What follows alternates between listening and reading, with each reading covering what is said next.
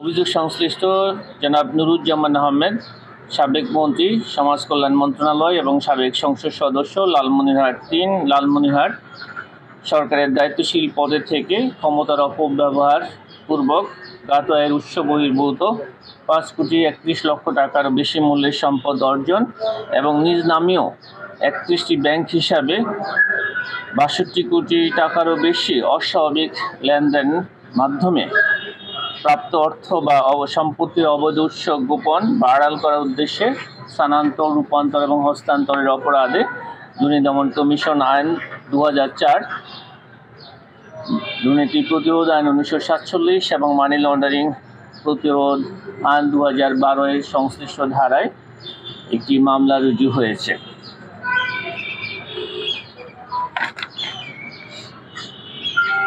অভিযোগ সংশ্লিষ্ট জনাব মোসাম্মদ হোসনে আরা বেগম এবং তাঁর স্বামী জনাব নুরুজ্জামান আহমেদ অসৎ উদ্দেশ্যে নিঃস্বার্থে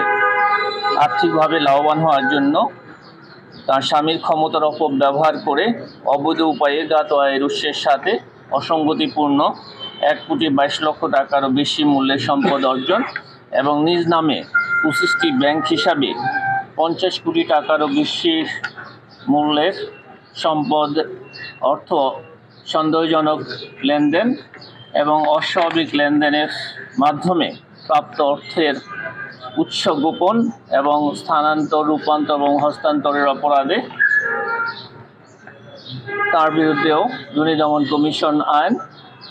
2004, দণ্ডবিধির 109 এবং মানি লন্ডারিং প্রতিরোধ আইন 2012 এর সংশ্লিষ্ট ধারায় আরও একটি মামলা রুজু হয়েছে। জনাব রাকিবুজ্জামান আহমেদ, পিতা নুরুজ্জামান আহমেদ পরস্পর যোগসাজশে অসৎ উদ্দেশ্যে নিঃস্বার্থে আর্থিকভাবে লাভবান হওয়ার জন্য তার পিতা জনাব নুরুজ্জামান আহমেদ সাবেক মন্ত্রী, সমাজ কল্যাণ মন্ত্রণালয়ের ক্ষমতার অপব্যবহার করে প্রভাব ও আর্থিক সহায়তায় জ্ঞাত আয়ের উৎসের সাথে অসঙ্গতিপূর্ণ